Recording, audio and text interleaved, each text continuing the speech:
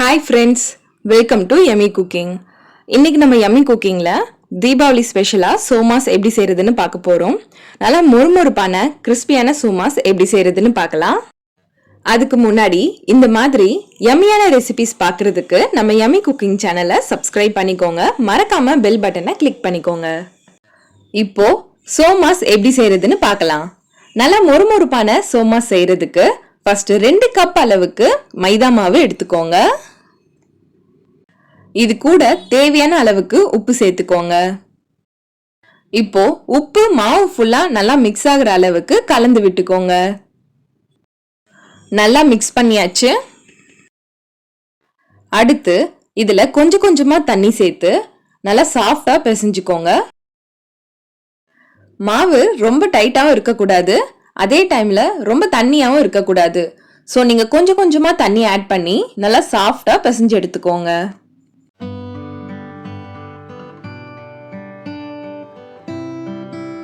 மாவை இந்த மாதிரி பாதி அளவுக்கு பிசைஞ்சதும் இதுல 2 டேபிள் ஸ்பூன் அளவுக்கு எண்ணெய் சேர்த்துக்கோங்க. எண்ணெயை சூடு பண்ணிலாம் சேர்க்க வேண்டாம், அப்படியே சேர்த்துக்கலாம். எண்ணெய் சேர்த்துட்டு இதை நல்லா மிக்ஸ் பண்ணி விட்டுக்கோங்க. மாவை நல்லா அழுத்தி பிசைஞ்சுக்கோங்க, அப்போதான் சோமாஸ் நமக்கு நல்லா உப்பி வரும்.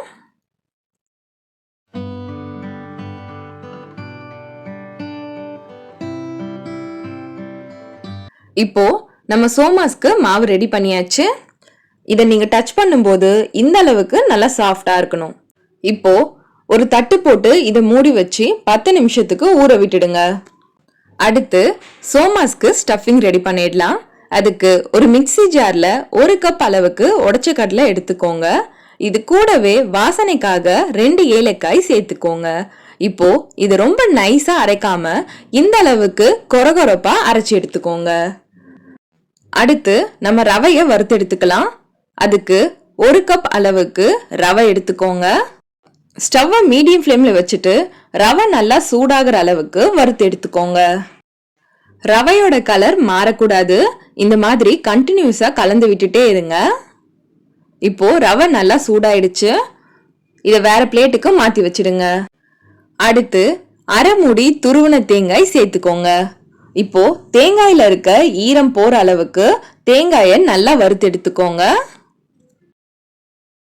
ஸ்டவ்வை மீடியம் ஃப்ளேம்ல வச்சுட்டு வறுத்து எடுத்துக்கோங்க.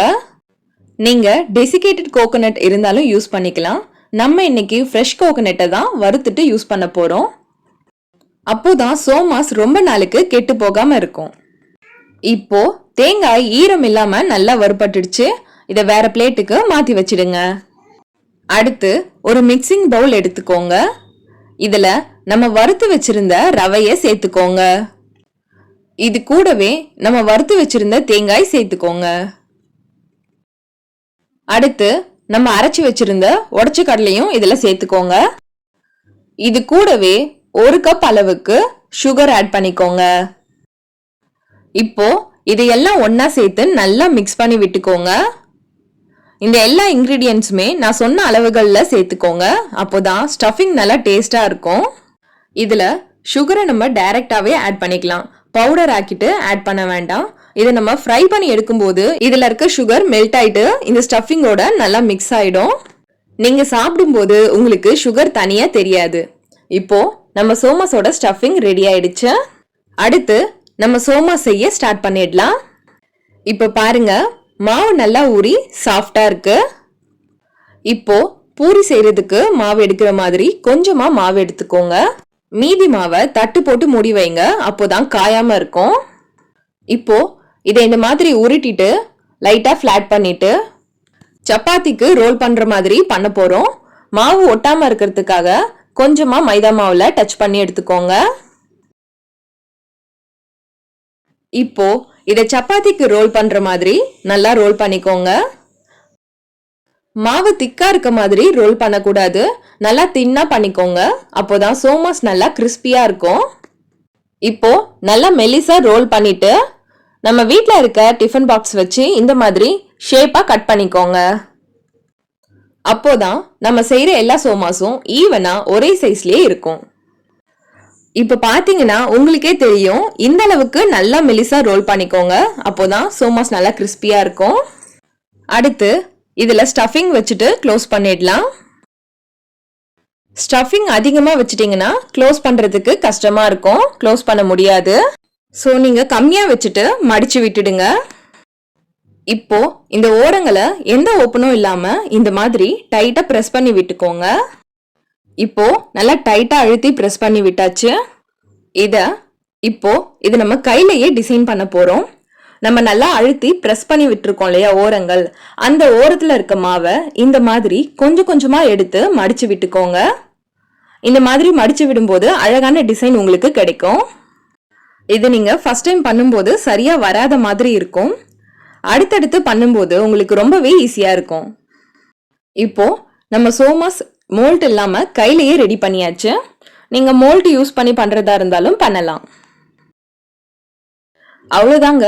இப்போ இதை ஃபுல்லா மடிச்சு விட்டாச்சு. இப்ப பாருங்க, இதை கையிலேயே நல்லா சூப்பரா டிசைன் பண்ணியாச்சு. இதே மாதிரி எல்லா சோமாஸையும் ரெடி பண்ணி வச்சுக்கோங்க.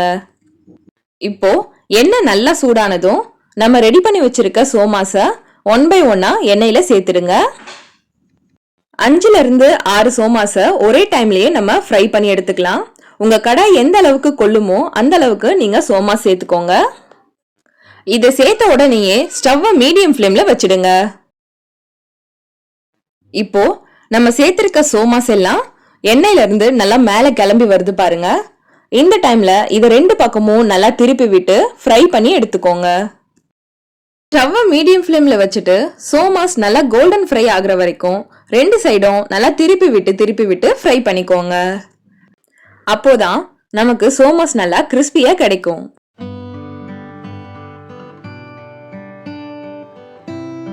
இப்ப பாத்தீங்கன்னா உங்களுக்கே தெரியும், எண்ணெய் சலசலப்பெல்லாம் நல்லா குறைஞ்சிடுச்சு, சோமாஸும் நல்லா கோல்டன் ஃப்ரை ஆயிடுச்சு.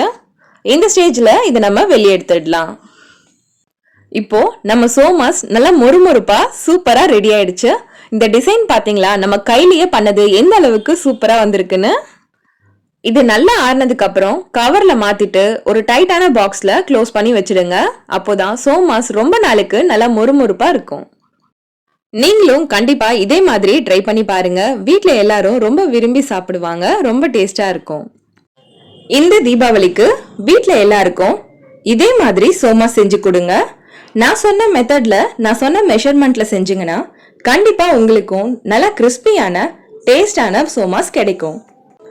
ஓகே ஃப்ரெண்ட்ஸ், உங்களுக்கு இந்த கிறிஸ்பியான சோமாஸ் பிடிச்சிருந்தா நம்ம யம்மி குக்கிங் சேனலை சப்ஸ்கிரைப் பண்ணுங்க, லைக் பண்ணுங்க, ஷேர் பண்ணுங்க, அண்ட் நீங்க ட்ரை பண்ணி பார்த்துட்டு எப்படி இருந்ததுன்னு கமெண்ட் பண்ணுங்க.